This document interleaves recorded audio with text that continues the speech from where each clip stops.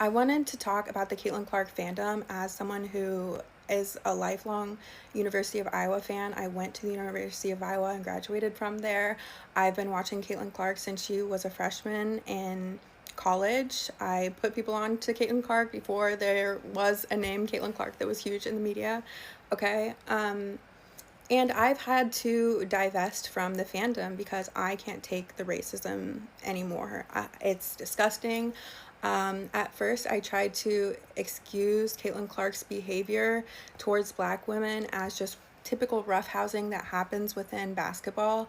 I thought that Caitlin Clark was really doing something good for women's basketball and the WNBA in general, but my mind has changed on that. And I think that when you incite violence on black women and your fan base calls them slurs and is making monkey noises, and first of all, Iowa to Iowa fan, if you're watching this and you're an Iowa fan, I think it's disgusting. I am disgusted by you and it makes me sick.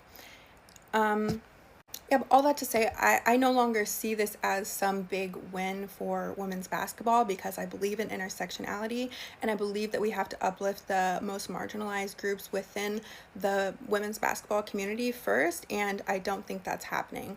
I think that Caitlin Clark is not being held accountable, and like I said, I think she's inciting violence with her fans and she's capitalizing and profiting off of that violence of black women. Every time that someone comes into a comment section hating Angel Reese as support of Caitlin Clark, she's getting engagement, and it's helping her pockets, simply put. And again, I grew up in Iowa, so you guys are never beating the racism allegations. I know how you bitches are. I had a black roommate, okay? I was almost fighting people on the weekly who were using slurs. I know that it's in your vocabulary. So don't try to not deny it. I just think you guys need to make a change, and I'm unwilling to support this fandom until a change is made within the fan base. And I don't think it's fair to absolve Caitlin of all the responsibility of her fan base like she wants to do, because there is some responsibility involved when you are the one being the aggressor to this black woman and whacking her in the stomach. I mean, come on, there's only so many times you can try to foul aggressively before it starts looking really bad. And people were saying that Angel was doing too much by calling out whatever she said. I would have been liable to punch you in the face if we're being honest. So, I mean, I feel like her calling you out was pretty nice. I think Caitlin enjoys the position of power that she gets from this. And she's too much on this power kick right now to come down and humble herself enough to have longevity as like an all-star in the field. I think that she is young right now, but there's usually like two paths people take when their brain starts developing, right? They can either take the path of like the egotistical narcissist, or the path of growth, compassion, kindness, love for the game and the players. And I am disappointed to say that I think she's going to take the wrong path. I would love to see her take the path of growth and compassion and kindness and love for the game and the players, but I don't know. Even her dad said that she has an ego problem, right? So I guess we'll see. But it's been very disappointing to watch thus far, and I will be divesting. We have to stop calling what's happening between Caitlin Clark and Angel Reese and between the Indiana Fever and the Chicago Sky a rivalry, because it is so far from that. The rivalry is such an inappropriate word in relation to the severity of the situation at hand. And the situation at hand is that when Angel Reese walks in to the Indiana Fever Arena, she is no longer safe.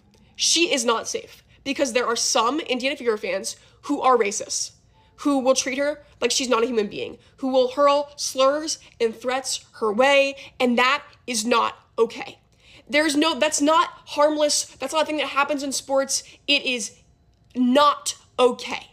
And I know the WNBA is currently investigating the racism that occurred at that game. Those decisions need to be made beforehand and then in the moment, because you all knew that was going to happen. You all knew that environment is an unsafe environment for Angel. You needed to have people ready to go to understand when somebody says a slur that they are no longer allowed in that arena. I know that's hard to do, but I don't know what measures need to be upped. Everything needs to be upped. This is not a rivalry. This is a dangerous situation for a player who you need to protect. So that's my take on all of this. I just think it's like, it's in my mind, it's like, how can you have any other take other than we know this is happening, we know that it is atrocious, and we know it. Because she instigates resentment towards her sometimes. Oh, Caitlyn could clap at you now. Yes. Caitlyn can antagonize you now. The whole Angel Reese thing with her started because when Caitlyn was giving it to everybody else, she was the one waving in their face. And that's why when Angel Reese and LSU got a hold of her, Angel Reese was like, yeah, it's your turn. That's where it came from. It was instigated by Caitlyn Clark. She got to come up and she was big enough to embrace it and accept it and say, yo, I deserve it. It was my turn because they got me good.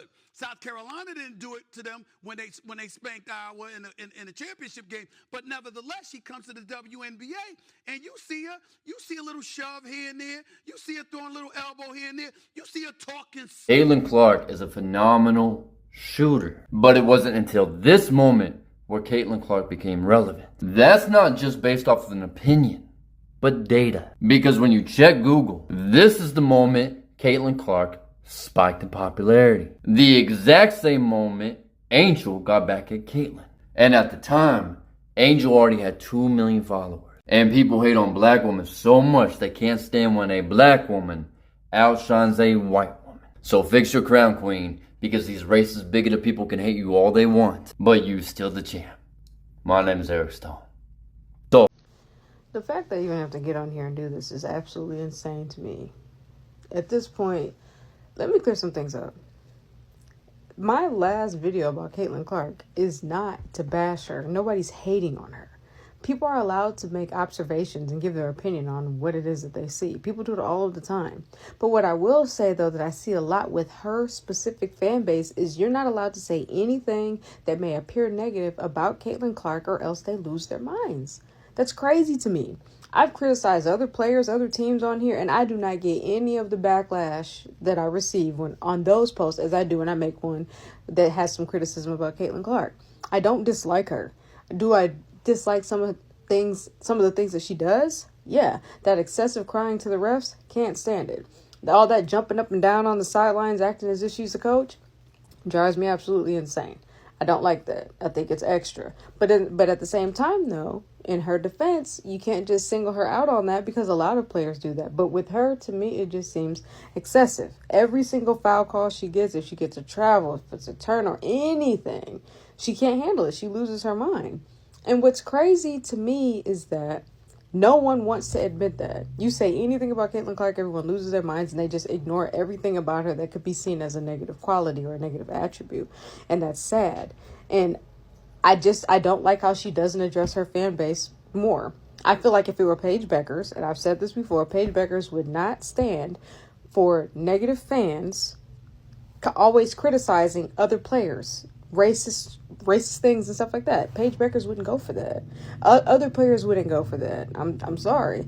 Caitlyn Clark does not do enough to address that issue. I don't care. I understand that her job is to play basketball, but at the same token, if you want to take on this role, you want to be a role model and all these other things, your silence means a lot. And she's silent all the time when she should be loud. And those are just the things I dislike about Caitlyn Clark. That doesn't mean I'm hating on her or any of that.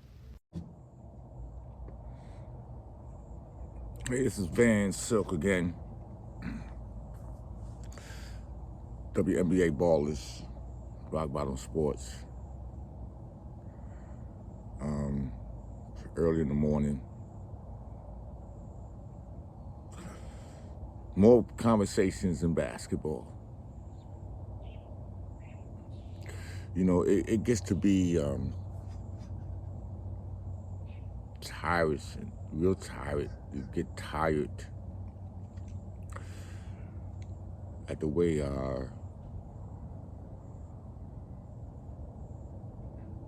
WNBA racism is deplorable. It's the fans. And I'm going to be real honest with you, and I think this will be the last time I'm going to discuss this topic, because there got to be some leadway. Gotta be a leadway. Been watching basketball 6 decades. Been around the WNBA since the beginning. In the last couple of years, it's been the worst, especially with social media. People could say whatever they want.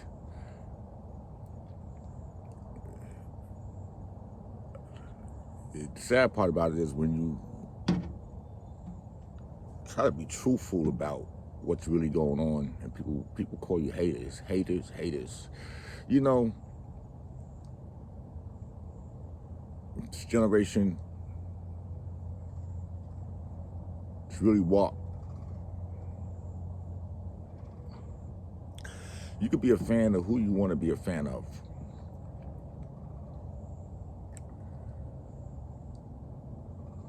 You could like who you like. You could cheer for who you want to cheer for. But I believe in giving those who play well that day, give them their accolades. It became racist among the women in basketball. You got the players who are actually in the league telling people about the racism. And then you have YouTubers. And you got fans of Caitlin Clark. And I read comments in some of these people's pages where they're calling the black players dirty mustard, daggers, and all kind of names, call them out their name. And none of these YouTubers have reprimanded any of their followers like, yo, we're not tolerating this type of language on our page. NBA is not going to suffer because of one player. The WNBA consists of 156 players. You got coaches, assistant coaches, teams, announcers. Everybody have a role.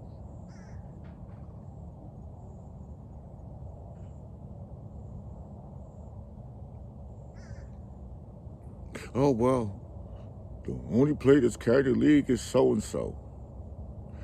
Well, put it to you this way. I'm quite sure the Seattle fans and the New York fans and the Washington fans and the LA fans and the Minnesota fans and the Connecticut fans and Dallas fans, they're concerned about their team. They might like other players from other teams, but they're concerned about their team winning. And people are hung up on a player. I had a debate, it wasn't even a debate, a back and forth with this lady that's on YouTube. Well, wherever Caitlin Clark go, that's where I'm gonna go. So, let me see, Caitlin Clark's been out now almost 3 weeks. Teams winning games without her. Why she's in the thumbnail? Looking at the game yesterday against the Storm, from my knowledge, if it wasn't for Howard in Boston, they would have lost the game. But yet, Sophie Cunningham saved the day. She had 17 points, which was spared out during the game. It like she hit 17 points to change the game. Oh, well, she should have got more shots. She should have had 30. How come Chloe Bibby's sitting on the bench? The coach don't know how to do rotations. It's sad when you got a bunch of YouTubers, content creators, and all their subject is Caitlin Clark because that's the only way they can get, I guess, make money off YouTube. I post stuff on my YouTube channel. My YouTube channel is not a sports channel. My YouTube channel is about everything. I have other channels where I put my sports stuff at. But it comes down to looking at the Indiana Fever. There is 2 teams. You got the Fever fans who are fans of the team. And then you got the Clayton Clark fans, who are predominantly fans of Clark, Lexi Hall, Sophie Cunningham, and I guess now Chloe Bibby, the white girls. And they made it that way. You never hear them derogatory comments. You don't hear nobody black calling Sophie Cunningham or Lexi Hall white trash or trailer park trash. You don't hear none of that. But these same fans of Clark who did the derogatory comments, and the YouTubers are not doing nothing about it. Now, I played y'all previous before I came in here of what other people are saying, and people are not registering it. The Fever won the Commissioner Cup. I don't hear no Caitlin Clark fans bragging about the Commissioner Cup. Something that her teammates won because she didn't play. But if she would have played, that would have been the staple of their conversation. Well, Caitlin Clark won the Commissioner Cup. Oh, they should trade her to the New York Liberties. Why would the Liberties want to disrupt what they got going on? They the world champs. Why would they want to disrupt what they got going on to bring in a player to change everything? No. If it ain't broke, don't fix it.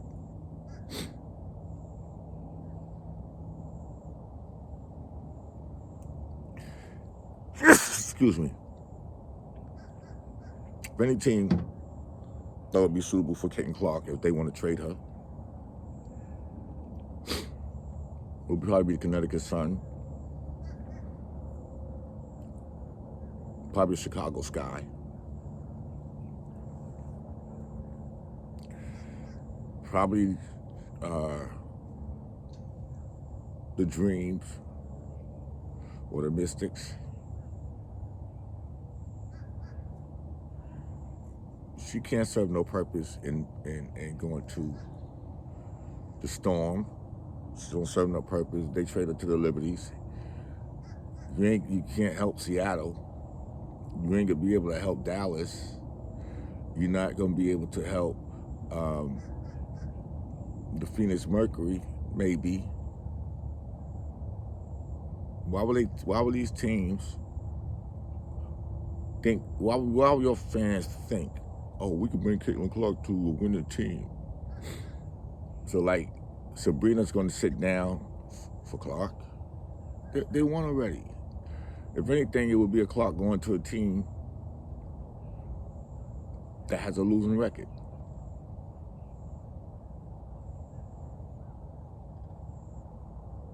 But she has a good team. She got to learn how to become a role player and play her role in the team that's out there in Indiana.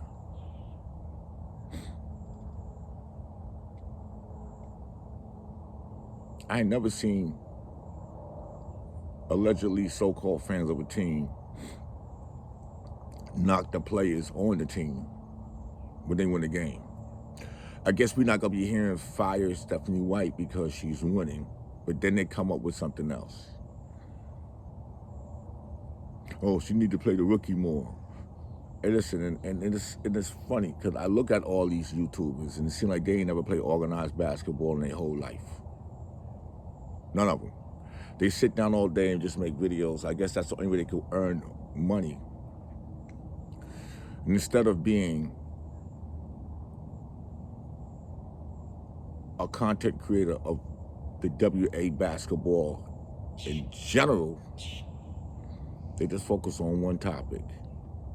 And when that topic runs dry, they run over, and then they want to find ways with Angel Reese. But it's when the players are saying, hey, this is what's going on. Now all of a sudden the players are mad. I had somebody say to me, well, you know, they be calling Caitlin Clark. Nobody has sat here and called Caitlin Clark. Nobody black has sat here and said anything. And if they have, they idiots about Caitlin Clark. They might be talking about her basketball level and skills, or she don't play defense, or she's a flopper, or this and that. But they're not sitting up here calling her out of her names. Y'all don't even defend the black players. You don't defend them. They're in this league. Is it safe? Because we have a lot of crazy people out here. You know, it's just almost like it's like a cult. It's like with Donald Trump. No matter what he do, blame it on somebody else. Oh, they don't know what they're doing in Indiana. Evidently, you don't know what they're doing. You're not even inside of the WNBA. Then you want to get on the beat writer, because he made his way of saying of the racist fans. Oh, well, he's dissing Caitlin Clark. You know what the problem is? You all need to become basketball fans. Okay, stop becoming a fan of one person, because it ain't gonna work for you. You're gonna sit here, oh, we ain't gonna watch the games because Caitlin Clark ain't playing. Hey, yo, that's for y'all. Y'all one of the millions. Real basketball people's gonna watch a game. I don't care if Clark play or not. I'm watching the game. Only one person in all the sports. There's been a few that if they didn't play, I wasn't really interested in the game. And that was Jordan. And at one point, if Kobe wasn't playing, or didn't, you know, okay, or Dwayne Wade in basketball in the later years. When I was growing up, NBA players and athletes didn't miss a lot of games. They played, hurt. The mild strain, they still played. But today, it's different. Everybody can get online and say something stupid. Everybody, because they're hiding behind a phone. They're hiding behind a computer. And the language,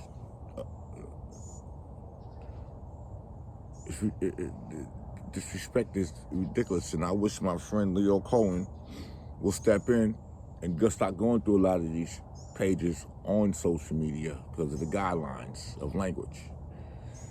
But when it comes to the black women, they don't get a pass. They don't get a pass. And there's black men out here disrespecting them as well. They applaud the white players on Fever more than they applaud the black players. So you're going to sit up here and tell me yesterday that Howard and Boston, I think they both had a double-double. They're the reason why the team really won the game. But yet, Sophie Cunningham is the savior. I ain't got nothing against Sophie Cunningham. I just think she's just a spot-up shooter. She has no mid-range game. She can't go to the basket. She's just a shooter. You win some, you lose some. You win by 3, lose by 3. Kelsey Mitchell had a horrible shooting game yesterday by 3s. But it wasn't that Boston and Howard running that play to the hoop, or Eric McDonald forcing Skylar Diggins to really D up on her. Where would the game have been? Where the game would have been?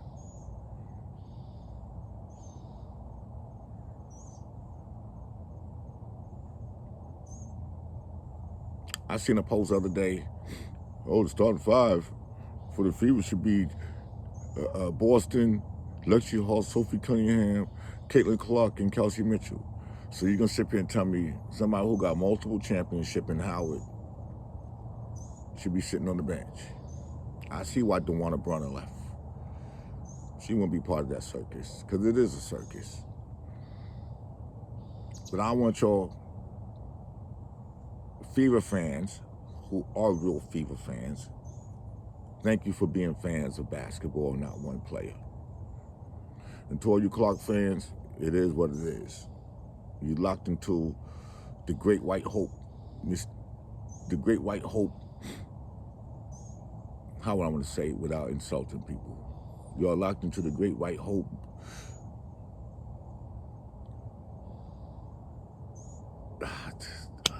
you know,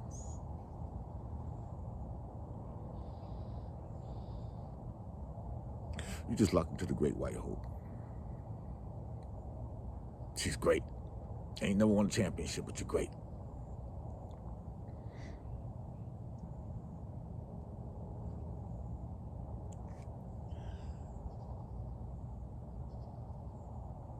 You got so many WNBA players that played in the league way before this here that are great. The Cynthia Coopers and the Candace Parkers and all these girls. But yet you want to sit here and label these new girls as great. They ain't win shit, but they're great. You don't know basketball.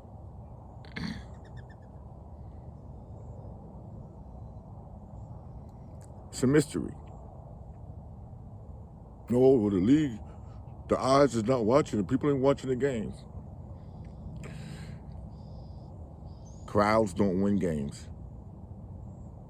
Players win games.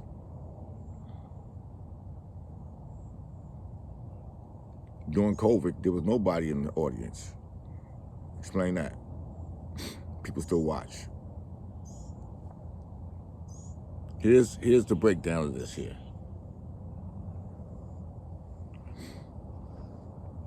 Stop hoping Caitlin Clark can get traded to a winning team, or she needs to start her own league.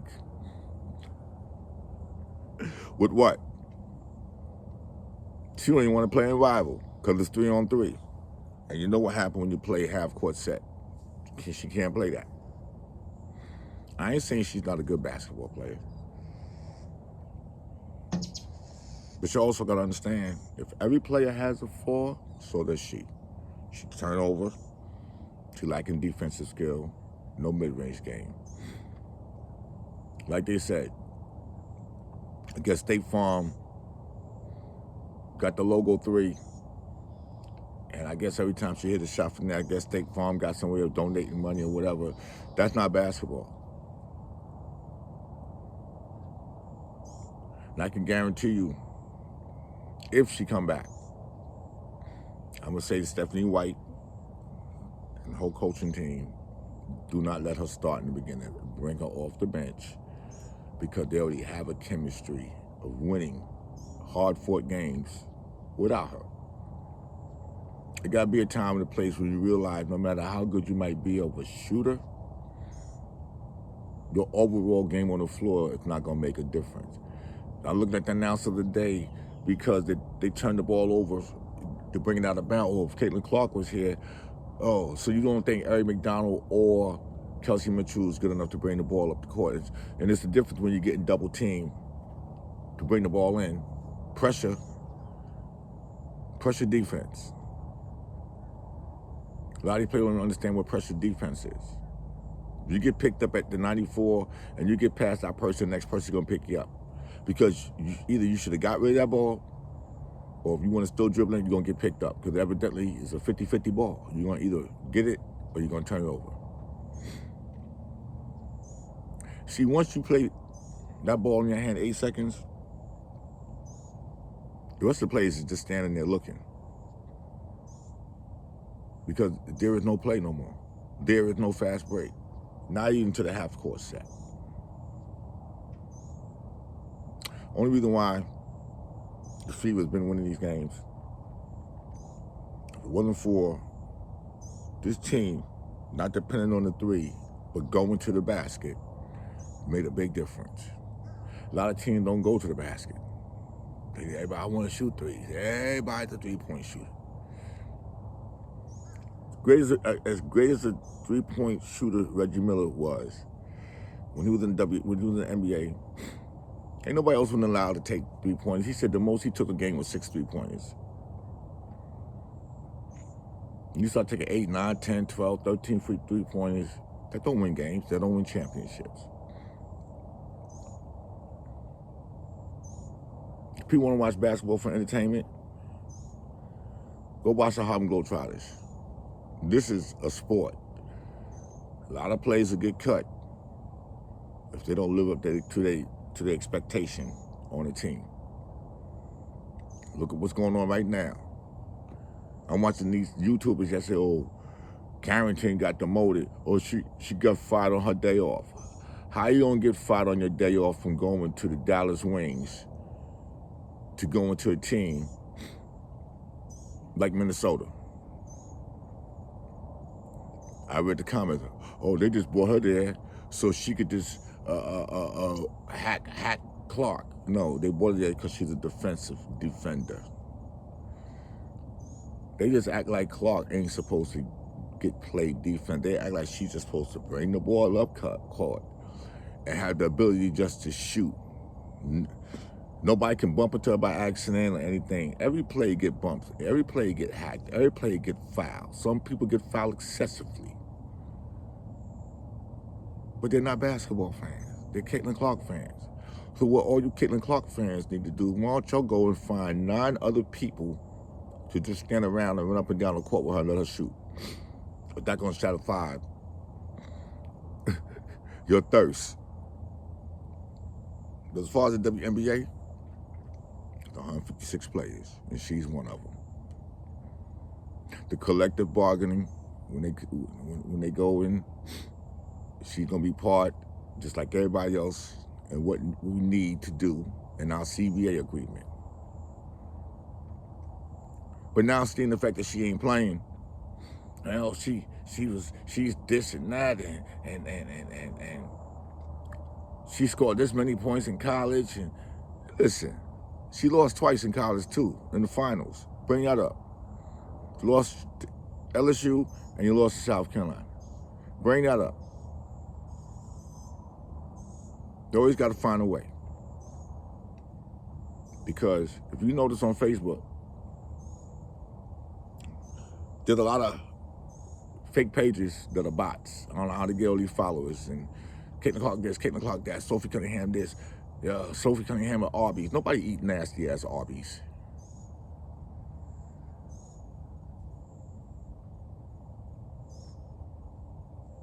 Well, Angel Reese said this, and Candace Parker said that. Listen, Candace Parker played in the WNBA. Ain't none of y'all played in there. She know what the league is about. She knows what's going on the inside.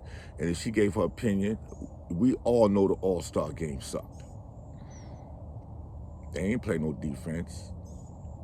They ain't even try to play defense. But most of the plays, not only in the WNBA, but in the NBA, they got hurt. It's all been on offense. Explain that. I'll tell you one thing. They need to go back to East versus West. So does the NBA. Stop playing these charity game, taking people money. These plays out here that ain't playing, don't want to play. Get children on the team, want to play 53 seconds and said, I don't care who you are. You ain't special. The fans pay a lot of their hard-earned money, not for you just to show up and not play.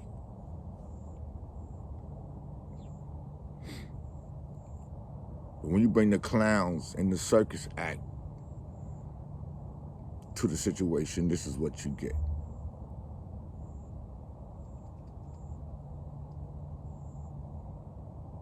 Congratulations to everybody in the WNBA. Congratulations to all the players who thrive to win a championship.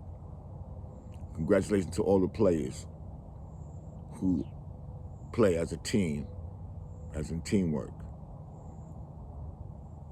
A team that will win a championship is a team that on any given night, anyone that plays on the team could be the leading scorer. It don't have to be one person every game. You're never going to win a championship that way. Kelsey Mitchell had a bad game yesterday, even though she still got a certain amount of points because she figured it out. You still had Howard in Boston, and Cunningham that added to it.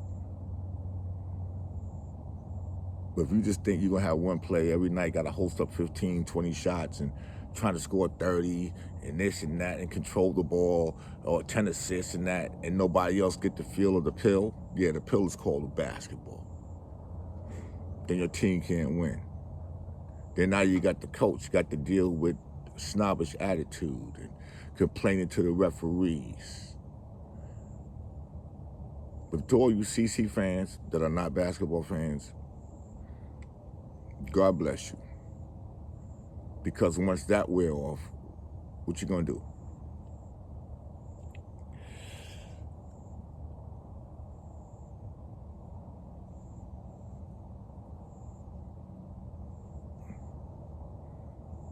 A lot of you so-called writers need to stop comparing people. Oh, Paige Becker versus Caitlin Clark. Two different type of players. Paige Becker is an all-around. She got an all-around game. She's not a point guard. She had an all-around game. She can go to the basket, take it to the mid-range. She can hit the three. Guess what? She plays defense. And she ain't got to have a ball on every possession. Having the ball on every possession can't win championships. You take away Ray Allen hitting that shot with the Miami Heat with LeBron and Wade in them. If you take away Kyrie Irving hitting that shot in Cleveland, LeBron will have -2 rings.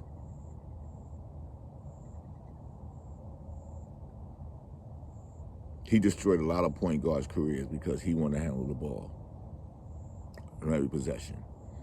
If I have to play on a team with somebody that got to have the ball on every possession and they can't do nothing else on that floor besides want the ball every possession, I don't want to be on that team. Because that means if we got a fast break going or we got a play going, I got to look for you because you feel you have to have the ball. You ain't the only one that know how to run a play or pass. And that's why the Fever passing ability and everything is great because everybody get to be creative on the floor. And the CC fans can accept that. They already know, I can guarantee you, all the Caitlin Clark fans wanted the team to lose while she's not playing. So their point could be proven that the team needs her.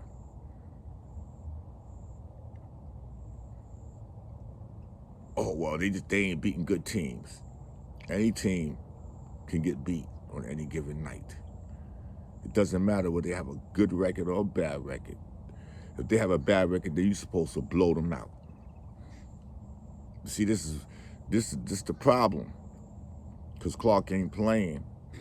Her fan base, I can guarantee you, 90% of them are saying, damn, in order for us to prove our point, the Fever gotta lose. Well, evidently that ain't working.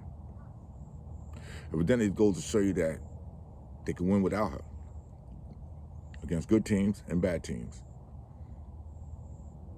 Now, I don't know what's going on with the Seattle Storm, but at the end of the day, the time push come to shove, the game changed. But I know one thing. Again, when Clark come back, don't start her. Let her come off the bench. Who cares what the fans say? Because you're going to bring her back after 3 or 4 weeks and they already got a chemistry. So now that means like everybody got to be on restart. Oh, now we got to switch around and we got to wait for her to bring the ball and she going to shoot. And if she don't shoot, she going to pass it off for 7 seconds. And now we got to try to create a play to score. Nah. When you do that, the defense has already figured it out already. Okay, this is what they do on every play. But y'all figure it out. Go check out the rest of what some of the fans got to say about the racism in the WNBA. I ain't the only one. I'm just one of the many. Peace. Racist Caitlin Clark fans are really the worst fans in sports. They only show up for Caitlin Clark when she's playing against Angel Reese and winning. This whole stuff is never really about supporting Caitlin Clark. It's about hating unapologetic black athletes. I still remember when Caitlin Clark liked a Kamala Harris endorsement from Taylor Swift on Instagram. I remember when her so-called fans turned their back on her. They threw her under the bus just for liking a post, or when she acknowledged white privilege and gave credit to black women in the WNBA, they said she went full-on woke and dragged her on the media. These people are so fake, hateful, and unserious. You can't take them seriously at all. Y'all are fucking liars. Y'all are not watching for Caitlin Clark. Y'all are watching for the ability to use Caitlin Clark as a prop to down black women. And that's why most of y'all haven't tuned into the WNBA and said it was boring up until this point, because you had no one to rally behind. And we all know that y'all hate black women, even people on the national stage like Charles Barkley and Stephen A. Smith. But now that y'all finally found y'all's gem, y'all palpable gem to use against black women, y'all are like, oh, I'm WNBA'd up, just to spew hate in your discourse. You don't even talk about the games, bro. Y'all just be talking about how Caitlin Clark is better than everybody. Talk about how everybody's bullying Caitlin Clark. Have y'all played a sport? Have y'all watched a competitive sport, let alone play it? Are you serious right now? Like, are we joking? Ever since this discourse has started, I haven't taken it seriously because I know what y'all are on. I know this is just disingenuous shit. Y'all don't care about basketball. Y'all don't care about women's basketball. Y'all care about downing black women because it's also a part of your everyday life. And this is why I say race is embedded in everything, because it doesn't matter where you're at. People will always try to down black women. People will always try to dismantle them and take away everything from them. All the while, Caitlin Clark herself as a person does not give a fuck about any of this shit. That's how I know it's just you guys wanting to push this agenda to down black women instead of actually caring about Caitlin Clark and her safety.